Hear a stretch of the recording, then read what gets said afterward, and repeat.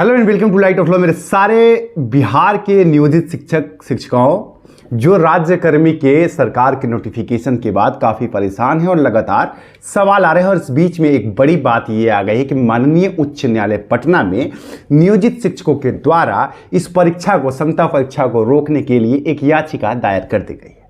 जी हाँ, याचिका फाइल हो गई है। आप लोगों को मैं ये भी बताता चलूँ कि बिहार के एक ज़माने के बहुत बड़े मशहूर अधिवक्ता, जो कि पूर्व महाधिवक्ता रह चुके हैं, हमारे ललित किशोर सर, उन्होंने इस केस को लिया है और उन्हें ये केस अप्रोच किया गया है और वो इस केस को लेकर के ऑनरेबल हाईकोर्ट में जा रहे हैं। तमाम आप लोग के सवाल रहे क्या इससे परीक्षा में रोक लग सकती है। पहला सवाल तो आपका ये है, और तमाम जो ग्राउंड्स है कि किन ग्राउंड्स के ऊपर इस पे केस फाइल किया गया है, क्या क्या चीज़ें हैं, और क्या ये कोई भी संभावना है जहां से आप लोग बिना परीक्षा दिए राज्यकर्मी बन सकते हैं कि नहीं, क्योंकि याचिका की डिमांड यही है। याचिका में बहुत ही महत्वपूर्ण बिंदुओं पर बात रखी गई है कि ये ग्राउंड्स बनते हैं जिसकी वजह से, देखिए यहाँ एक बड़ी बात तो ये आप समझ लीजिए कि टीआरई 2.1 या टीआरई 1 या टीआरई 2.0 इन दोनों के बेस पर कहा गया है कि एग्जाम कराया जाएगा, जबकि ये जो है सरासर इसलिए गलत हो रहा है। नियोजित शिक्षकों का कहना ये है, आप लोगों का, बहुत सारे साथियों का, कि हम लोग पढ़ाई से बहुत दूर हैं, पिछले कई सालों से पढ़ा रहे हैं। बहुत सारे साथियों का तो एज निकल गया है, और ऐसे में उस लेवल का कंपटीशन जो अभी अभी पास होकर के आकर के जो बच्चे एग्जाम दे रहे हैं, उसी लेवल का कंपटीशन आप हमको भी दे रहा है, तो ये कहीं से भी फेयर नहीं है, क्योंकि हम पढ़ाई से काफी दूर है। ये तमाम ग्राउंड्स हैं जिसको लेकर के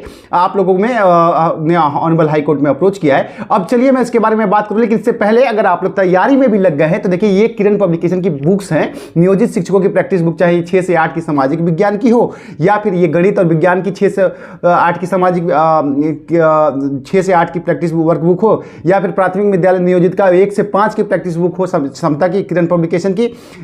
चाहे अगर आप 9 से 10 की तैयारी करें तो ये सामाजिक विज्ञान की प्रैक्टिस बुक है, और साथ ही आपकी जो गणित की है, गणित काफी टफ होता है 9 से 10 की, ये भी किरण पब्लिकेशन की आपको बुक मिल जाएंगे। लिंक्स आप सबके डिस्क्रिप्शन में मैं आपको दे दूंगा। नियोजित शिक्षकों के लिए चाहे 9 से 10 के विज्ञान की हो, ये सारे प्रैक्टिस सेट के जरिए आप अपनी तैयारी बेहतर तरीके से कर सकते हैं। लिंक्स में आपको मिल जाएगा, वहां से आप अपनी तैयारी बेहतर तरीके से कर सकते हैं। अब जरा आ जाता है कि नियोजित शिक्षकों में जो माननीय उच्च न्यायालय पटना में जो केस दर्ज किया गया है, उनके ग्राउंड्स क्या हैं, और माननीय उच्च न्यायालय में इसकी सुनवाई कब हो रही है, और क्या क्या चीजें इसमें आ सकती है। देखिए आप लोग को पता है कि नोटिफिकेशन जारी हो चुका है, और ये कह दिया गया है कि बहुत जल्द हम लोग एग्जाम कंडक्ट कराएंगे। डेट भी डिसाइडेड कर दिया गया है। फॉर्म का आवेदन भी आपको 1 तारीख से शुरू हो जाएगा, अगले महीने फरवरी में शुरू कर दिया जाएगा। तो ऐसे में यहां पर मुद्दा यह है कि नियोजित शिक्षक जो इतने सालों से शिक्षा ऑलरेडी दे रहे हैं, उनके लिए क्षमता परीक्षा लेना, मतलब क्या है, वो इतने दिन से एलिजिबल नहीं थे, वो पढ़ाने के लायक नहीं थे, ऐसे ही पढ़ा रहे थे। यहां पर उन शिक्षकों का कहना यह है कि हम इतने दिन से जब शिक्षक ऑलरेडी थे और हम बच्चों को पढ़ा रहे हैं और हमारी पढ़ाई में किसी तरह की कमी नहीं है, ऐसे में हमारा एलिजिबिलिटी टेस्ट करना ये गैर कानूनी है। ये एक पहला मुद्दा है। दूसरी बात यह है कि यहां पर यह कहा जा रहा है कि चूंकि आप टीआरई 1 के बेस पर या 2 के बेस पर उन बच्चों के साथ हमें कंपीट करने के लिए कह रहे हैं जो अभी अभी पास आउट होकर के लगातार परीक्षा की तैयारियों में लगे हुए थे, वो लगातार तैयारी कर रहे थे, और ऐसे में आप उनके साथ हमें बैठा रहे हैं कि आप जो है अब इनके साथ कंप्लीट कीजिए, जबकि हमने पढ़ाई छोड़े, किसी को 4 साल हो गया, किसी को 5 साल हो गया, किसी को 10 साल हो गया, कोई 20-20 साल से पढ़ाई छोड़ चुका है, सिर्फ वो बच्चे को 1 to 5 के लिए पढ़ाता है। और ऐसे में आप कह रहे हैं कि अब आप इन लोगों के साथ कंप्लीट कीजिए, और इसके साथ ही एक क्वालिफाइंग मार्क भी दे दिया गया कि अगर इससे कम नंबर आ गया तो आप जो है राज्यकर्मी नहीं बनेंगे। और साथ ही साथ बहुत सारे नियोजित साक्षियों को इस बात का भी डाउट है कि अगर हम पास नहीं किए तो हमारी योग्यता पर सवाल उठा दिया जाएगा, और हमें हो सकता है कि नियोजित शिक्षक भी ना रहने दिया कि यह कह करके कि आप योग्य नहीं।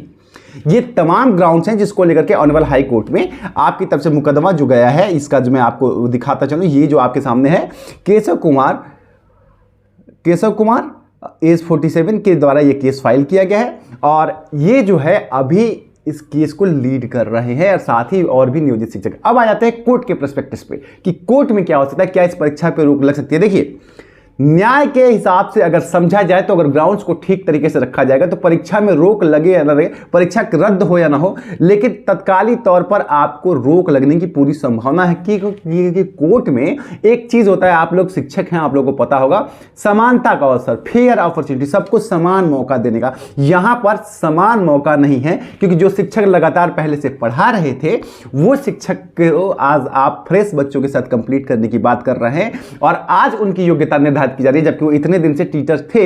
ये अपने आप में कॉन्ट्रडिक्टरी है और ऐसे में कोर्ट आपको रिलीफ दे सकता है। हालांकि इसकी सुनवाई में आपको बताता चलो कि इसकी सुनवाई में अभी आपको विलंब है, क्योंकि 24 तारीख को केस फाइल हुआ है, केस लिस्टिंग होगी और फिर टेबल पे आएगी और फिर अर्जेंट मेंशनिंग के जरिए आप लोग इसकी सुनवाई करवा सकते हैं। मोस्ट प्रोबेबली 1 से 1.5 हफ्ते में, 10 दिन के अंदर कोर्ट ऑनरेबल हाई कोर्ट के टेबल पे आ जाएगा। आप लोग चैनल को सब्सक्राइब कर लीजिए, जैसे ही सुनवाई होगी हम आपको आकर के बता देंगे कि क्या क्या केस में कंसीडर हो रहा है। फिलहाल के लिए मैं आपको यह जरूर कह दूंगा कि कोर्ट की कार्रवाई अपनी जगह पे है, लेकिन अगर आप में क्षमता है तो आप थोड़ी बहुत अपनी पढ़ाई पर भी ध्यान दीजिए, क्योंकि कोर्ट में विन विन सिचुएशन होता है। आप हार भी सकते हैं और आप जीत भी सकते हैं, और ग्राउंड्स अभी पूरी तरह से बाहर नहीं आए। हम प्रयास कर रहे हैं कि ग्राउंड्स पूरे जान लिए जाएं कि किन किन ग्राउंड्स के ऊपर याचिका दायर की गई है। जैसे ही वो आ जाएगा मैं आप लोगों को आकर के बताऊंगा कि क्या क्या चीजें हैं और कैसे आप अप्रोच कर रहे हैं। तो ये थी आपकी तमाम जानकारियां।